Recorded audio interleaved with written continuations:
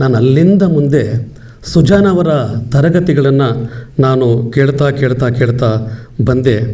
ನಿಜವಾಗಲೂ ನಮ್ಮ ಒಳಗಡೆ ಒಟ್ಟೂ ಕನ್ನಡ ಸಾಹಿತ್ಯದ ಬಗೆಗಿನ ಪ್ರೀತಿಯನ್ನು, ಕಾಳಜಿಯನ್ನು, ಅಭಿಮಾನವನ್ನು ಅವರು ನಮ್ಮ ಒಳಗಡೆ ಮೂಡಿಸ್ತಾ ಬಂದರು. ಮತ್ತು ಅವರು ಸಂಪಾದಿಸಿ ಪ್ರಕಟಿಸಿದ ಆ ಕಾವ್ಯ ಸಂಚಯ ಇದೆಯಲ್ಲ, ಬಹುಶಃ ನಾನು ಅದಕ್ಕಿಂತ ಹಿಂದಿನ ಕೆಲವು ಕಾವ್ಯ ಸಂಚಯಗಳನ್ನು ಲೈಬ್ರರಿಯಲ್ಲಿ ನೋಡಿದ್ದೀನಿ ಮತ್ತು ತರುವಾಯದಲ್ಲಿ ಬಂದಂಥ ಸಂಕಲನಗಳನ್ನು ನೋಡಿದ್ದೀನಿ. ಆಮೇಲೆ ಕನ್ನಡ ಅಧ್ಯಯನ ಮಂಡಳಿಯ ಸಂಪಾದಕ ಮಂಡಳಿಯ ಸದಸ್ಯನಾಗಿ ನಾನೂ ಕೂಡ ಒಂದಷ್ಟು ಪಠ್ಯಪುಸ್ತಕವನ್ನು ಸಂಪಾದನೆ ಮಾಡಿದ್ದೀನಿ. ಆದರೆ ಇದುವರೆಗೂ ಬಂದಿರತಕ್ಕಂತಹ ವಿದ್ಯಾರ್ಥಿಗಳಿಗಾಗಿ ಸಿದ್ಧಪಡಿಸಿದಂತಹ ಕಾವ್ಯ ಸಂಚಯ ಸಂಕಲನಗಳಲ್ಲೆಲ್ಲ ದಿ ಬೆಸ್ಟ್ ಫಾರ್ ಎವರ್ ಅಂತ ಅನಿಸುವಂಥದ್ದು ಸುಜಾನವರ ಪ್ರಧಾನ ಕೇಂದ್ರದಲ್ಲಿ ಸಂಪಾದನೆಗೊಂಡಂತಹ, ನಾನು ಅಧ್ಯಯನ ಮಾಡಿದಂತಹ ಕಾವ್ಯ ಸಂಚಯ. ಆ ಪಠ್ಯಪುಸ್ತಕ ನಾನು ಈಗಲೂ ಹಾಗೆ ಇಟ್ಕೊಂಡಿದ್ದೀನಿ. ನನಗದು ದೇವರು ಕಣ್ಣುಗೊತ್ಕೋತೀನಿ ನಾನು ಆ ಪಠ್ಯಪುಸ್ತಕವನ್ನು. ಅವರ ತರಗತಿಯ ಒಳಗಿನ ಪಾಠದ ಬಗ್ಗೆ ಮಾತಾಡಿದ್ದಾರೆ. ಸುಜಾನವರ ತರಗತಿಯ ಒಳಗಿನ ಪಾಠ ಅಂತಂದರೆ ಅದು ತರಗತಿಯ 10 ದಿಕ್ಕಿಗೂ ವಿದ್ಯಾರ್ಥಿಗಳ ಕಡೆಗೆ ಚಿಂತನೆಗಳ ಮಿಂಚಿನ ಗೊಂಚಲುಗಳ ಎಸೆತ. ಅಲ್ಲಿ ಎಲ್ಲರೂ ಬಂದುಬಿಡ್ತಾ ಇದ್ರು. ಅಲ್ಲಿ ಪಂಪನ ಪಾಠವನ್ನು ಹೇಳಬೇಕು ಅವರು, ಅಥವಾ ಲಕ್ಷ್ಮೀಶನ ಪಾಠವನ್ನು ಹೇಳಬೇಕು, ಪುರಂದರದಾಸರ ಪಾಠವನ್ನು ಹೇಳಬೇಕು. ಅದು ಕೇವಲ ತಳಹದಿಯಷ್ಟೇ, ಅದು ಕೇವಲ ಸೈಟ್ ಅಷ್ಟೇ. ಆ ಸೈಟನ್ನು ನೆಪ ಮಾಡಿಕೊಂಡು ಎಷ್ಟೆಲ್ಲ ಅದ್ಭುತವಾದಂತಹ ಕಟ್ಟಡಗಳನ್ನು ನಮ್ಮ ಮುಂದೆ ಅವರು ನಿರ್ಮಿಸಿ ನಮಗೆ ತೋರಿಸ್ಬಿಡ್ತಾಯಿದ್ರು ಅಂತಂದರೆ, ಅವ್ರ ಬಗ್ಗೆ ಅನೇಕರು ಒಂದು ಮಾತು ಹೇಳಿದ್ರು, ಅವರು ಮಾಡಬೇಕಾದಷ್ಟು ಪಾಠವನ್ನು ಪೂರ್ತಿ ಮಾಡ್ತಾ ಇರೋದಿಲ್ಲ ಅಂತ ಕೇಳಿ. ನನ್ನ ಪ್ರಕಾರ ಅವ್ರು ಮಾಡಬೇಕಾಗಿಲ್ಲ. ಅವರು ಎಷ್ಟು ಬೇಕೋ ಅಷ್ಟನ್ನು ಮಾಡಿಬಿಟ್ಟು, ತಾಕತ್ತಿದೆಯಾ, ನೀವು ಕಲ್ತ್ಕೊಂಡಿದ್ದೀರಾ, ನೀವು ನನ್ನ ವಿದ್ಯಾರ್ಥಿಗಳ, ನೀವು ಮುನ್ನುಗ್ಗಿ, ನಿಮ್ಗೆ ದಕ್ಕುತ್ತೆ ಅನ್ನೋ ಹಾಗೆ ಮಾಡೋರು. ಅವರ ಅನೇಕ ವಿದ್ಯಾರ್ಥಿಗಳು ಅದನ್ನು ದಕ್ಕಿಸ್ಕೊಂಡಿದ್ದು ಹಾಗೇನೆ. ಜೊತೆಗೆ ಅವರ ಇನ್ನೊಂದು ತರಗತಿ ಒಳಗಿನ ಪಾಠದ ವೈಶಿಷ್ಟ್ಯ ಅಂತ ಹೇಳಿದರೆ, ಬೋರ್ಡ್ ತುಂಬ ಬರೆಯರವರು. ಎತ್ತರಕ್ಕಿದ್ರಲ್ಲ, ಎಲ್ಲ ಮೇಲುಗಡೆಯಿಂದ ಕೆಳಗಡೆ ಗಂಟ ಅವ್ರು ಬರೆಯರವರು. ಅಂದರೆ ಒಂದು ಪದ, ಅದರ ಮೂಲ, ಅದರ ಬದಲಾವಣೆಗಳು, ಡೆರಿವೇಷನ್ನು, ಇವೆಲ್ಲವನ್ನು ಬರೆಯೋರು. ಎಲ್ಲವನ್ನು ಬರೆದ್ಬಿಟ್ಟು ಈ ಕೆಲವು ವಿದ್ಯಾರ್ಥಿಗಳ ಮುಂದೆ ಕುಳಿತಿದ್ದವರು ಬರ್ಕಳದೆ ಸುಮ್ಮನೆ ಕೂತಿರೋರು.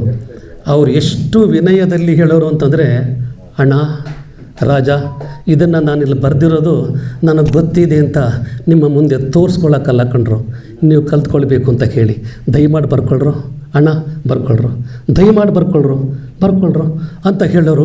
ಅವರು ಇನ್ನೂ ಒಂದು ಮಾತನ್ನು ಹೇಳಿದರು, ವಿದ್ಯಾರ್ಥಿಗಳು ನಮ್ಮ ಕಾಲಕ್ಕೂ ಚೆನ್ನಾಗಿದ್ದರು, ಆದರೆ ಕೆಲವರು ಇರ್ತಾರಲ್ಲ, ಮತ್ತು ಕೆಲವು ಅನುಭವಗಳು ಅವ್ರಿಗಾಗಿದ್ವಲ್ಲ, ಅವರು ನೊಂದುಕೊಂಡು ಒಂದು ಮಾತು ಹೇಳಿದ ನನಗೆ ನೆನಪಲ್ಲಿದೆ. ಅವರು ತರಗತಿಯಲ್ಲಿ ಹೇಳ್ತಾ, ನೋಡಿ, ಇಲ್ಲಿ ನನಗೋಸ್ಕರ ಬರ್ಕೊಳ್ಳಿ, ಆಮೇಲೆ ಹೊರಗಡೆ ಹೋದ್ಮೇಲೆ ನಿಮಗದು ಬೇಡದೇ ಇದ್ದರೆ ಆ ಹಾಳೆಯನ್ನು ಹರಿದುಬಿಟ್ಟು ಬಿಸಾಕ್ಬಿಡಿ, ನನಗೋಸ್ಕರ ಬರ್ಕೊಳ್ಳಿ ಅಂತ. ಇದು ತನ್ನೊಳಗಿದ್ದ ಅರಿವು, ತನ್ನೊಳಗಿದ್ದ ಜ್ಞಾನ ತನ್ನ ಸಮಸ್ತ ವಿದ್ಯಾರ್ಥಿಗಳಿಗೂ ತಲುಪಬೇಕು, ಅವರನ್ನು ಎತ್ತರಕ್ಕೆ ಏರಿಸಬೇಕು ಅನ್ನುವಂತಹ ಅವರ ಒಂದು ಭಾವನೆ. ಇಲ್ಲೊಂದು ಮಾತು ಹೇಳಬೇಕು. ನನ್ನನ್ನು ಕನ್ನಡ ಪ್ರಾಧ್ಯಾಪಕ ಅಂತ ಇಲ್ಲಿ ದಾಖಲು ಮಾಡಿದ್ದಾರೆ. ಕನ್ನಡ ಪ್ರಾಧ್ಯಾಪಕನಾಗಿ 33 ವರ್ಷ ಸೇವೆ ಸಲ್ಲಿಸಿ ನಿವೃತ್ತನಾಗಿದ್ದೇನೆ. ಸಾಕಷ್ಟು ಪ್ರಶಸ್ತಿ, ಗೌರವ ನನಗೆ ಬಂದಿದೆ. ನಾನು ಕನ್ನಡ ವಿದ್ಯಾರ್ಥಿಯಾಗೋದಕ್ಕೆ ಸುಜಾನ ಅವರೇ ಕಾರಣ ಅಂತ ಹೇಳಿದ್ರೆ ನೀವೆಲ್ಲ ನಂಬಬೇಕು. ಹೇಗೆ ಅಂತಂದರೆ, ನಾನು ಆಗಲೇ ಹೇಳಿದೆ, PUC ಓದ್ಕೊಂಡು ಮನೆಗೆ ಬಂದ್ಬಿಡೋ ಮಗ ಅಂತ ನಮ್ಮ ಮನೆಯವರು ಹೇಳಿದರು ಅಂತ. BA ಓದಬೇಕಾದ ಅನಿವಾರ್ಯತೆ ಬಂದಾಗ ಏನು ಕಾಂಬಿನೇಷನ್ ತಗೊಳ್ಬೇಕು ಅಂತ ಗೊತ್ತಿಲ್ಲ. ಕನ್ನಡ ಮೇಜರ್ ಅಂತ ಒಂದು ಸಬ್ಜೆಕ್ಟ್ ನಂಗೆ ಇರೋದೇ ಗೊತ್ತಿರಲಿಲ್ಲ. ನನಗೆ ಗೊತ್ತಿದ್ದದ್ದು ಒಂದೇ, PUCಯಲ್ಲಿ 4 ವಿಷಯಗಳಿವೆ, BA ಹೋದರೆ 3 ಆಗ್ತವೆ, ಒಂದು ಬಿಟ್ಟು ಹೋಗ್ತದೆ. ಯಾವುದನ್ನು ಬಿಡಬೇಕು? ಕೊನೆಯದನ್ನು ಬಿಟ್ಟುಬಿಡೋದು ಅಷ್ಟೇ. HEGP ಅಂತ PUCಲಿ ಓದಿದ್ವಿ, ಅದರಲ್ಲಿ P ಬಿಟ್ಟುಬಿಡೋದು ಅಂತಷ್ಟೇ. ಮೂರೇ ಇದೆಯಲ್ಲ. ನಾನು HEG ತೆಗೆದುಕೊಂಡು ಓದಿದವನು. ಆದರೆ ಸುಜಾನ ಅವರ ಪಾಠ ಕೇಳ್ತಾ ನನಗೆ ನಾನು ಕನ್ನಡ ಮೇಜರ್ ಓದಬೇಕು, ಇದನ್ನು ನಾನು ಹೆಚ್ಚು ಕೇಳಬೇಕು ಅಂತ. ಮತ್ತು ಆ ವರ್ಷ ಮೈಸೂರು ವಿಶ್ವವಿದ್ಯಾನಿಲಯಕ್ಕೇ ಕನ್ನಡ ಐಚ್ಛಿಕ ಪತ್ರಿಕೆಯಲ್ಲಿ ಅತ್ಯಧಿಕ ಅಂಕ ಬಂದದ್ದು ನನಗೆ, ಲ್ಯಾಂಗ್ವೇಜ್ ಪೇಪರ್ನಲ್ಲಿ 80. ಆ ಕಾಲಕ್ಕೆ 80 ಅಂದರೆ ಭಾಳ ದೊಡ್ಡದು. ಅದು 83-84 ಇಸ್ವಿಗೆ ಕನ್ನಡದಲ್ಲಿ 80 ಅಂಕ ಅಂದರೆ ಅದು ಬಹಳ ದೊಡ್ಡದು. ಆ ಪೇಪರ್ನ ಯಾರು ವ್ಯಾಲ್ಯೂಯೇಷನ್ ಮಾಡಿದ್ರು ಅಂತ ನನಗೆ ಆಮೇಲೆ ಗೊತ್ತಾಯಿತು. ಅದು ಪ್ರೊಫೆಸರ್ ನಂಜುಂಡಯ್ಯನವರು ವ್ಯಾಲ್ಯೂಯೇಷನ್ ಮಾಡಿದ್ದದ್ದು. ಅದನ್ನ ತರಗತಿಯಲ್ಲಿ ಅವರು ಮಾತಾಡ್ತಾ ಅವ್ರಿಗೆ ನಾನು ಅಂತ ಗೊತ್ತಾಗಲಿಲ್ಲ, ನಾನು ಕ್ಲಾಸಲ್ಲಿದ್ದೆ. ನಾನು ಆ ಉತ್ತರಗಳನ್ನು ಅಲ್ಲಿ ಉಲ್ಲೇಖ ಮಾಡ್ತಾ ಅವರು ವ್ಯಾಖ್ಯಾನ ಮಾಡಿದಾಗ ನನಗದು ಗೊತ್ತಾಯಿತು ಇದು ನನ್ನ ಪತ್ರಿಕೆ ಅಂತ. ಅದು ನನಗೆ ಇವತ್ತಿಗೂ ಏನು ದೊಡ್ಡ ನೋವು ಅಂತಂದರೆ, ಈ ವಿಚಾರವನ್ನು ನಾನು ನಂಜುಂಡಯ್ಯನವ್ರಿಗೆ ಹೇಳಲೇ ಇಲ್ಲ. ಸರ್ ಆ ಪೇಪರ್ ನಂದು ಸರ್, ನೀವು ಮಾಡಿದ ಮೌಲ್ಯಮಾಪನ ನನ್ನನ್ನು ಈ ಮಟ್ಟಕ್ಕೆ ಏರಿಸ್ತು ಅಂತ ನಾನು ಹೇಳಲೇ ಇಲ್ಲ. ಅದು ಕೊರಗು ನನ್ನ ಒಳಗಡೆ ಇದೆ. ಆಮೇಲೆ ನಾನು ಸೆಕೆಂಡ್ ಇಯರ್ಗೆ ಬಂದಾಗ ನಾನು ಕನ್ನಡ ಮೇಜರಿಗೆ ಬದಲಾವಣೆ ಮಾಡಿಸ್ಕೊಡ್ಬೇಕಾಯಿತು. ಅದಕ್ಕೆ ಮುಖ್ಯಸ್ಥರ ಶಿಫಾರಸು ಬೇಕಿತ್ತು. ಸುಜನ್ ಆವಾಗ ಕನ್ನಡ ವಿಭಾಗದ ಮುಖ್ಯಸ್ಥರು. PK ರಾಜಶೇಖರ್ ಅವ್ರ ಜೊತೆಯಲ್ಲಿ ನಾನು ಅವ್ರ ಕೊಠಡಿಗೆ ಹೋದೆ. ಅವ್ರು ಕುಳಿತಿದ್ರು.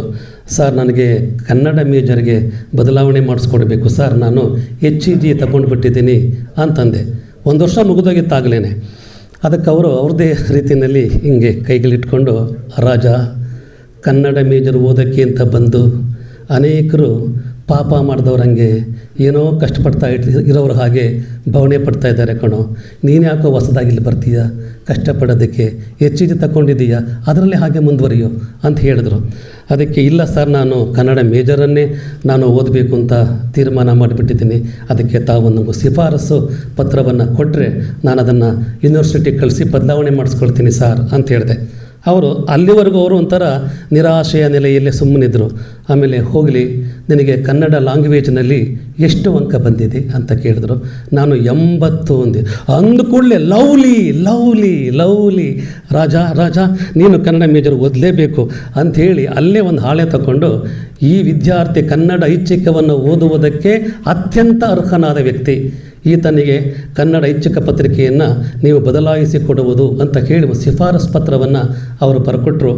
ಆ ಶಿಫಾರಸು ಪತ್ರ ನನ್ನನ್ನು ಕನ್ನಡ ಐಚ್ಛಿಕ ವಿದ್ಯಾರ್ಥಿಯನ್ನಾಗಿ ಮಾಡ್ತು, ಕನ್ನಡ ಅಧ್ಯಾಪಕನನ್ನಾಗಿ ಮಾಡ್ತು, ಒಂದಷ್ಟು ಬರವಣಿಗೆ ಮಾಡುವ ಹಾಗೆ ನನ್ನನ್ನು ಮಾಡ್ತು.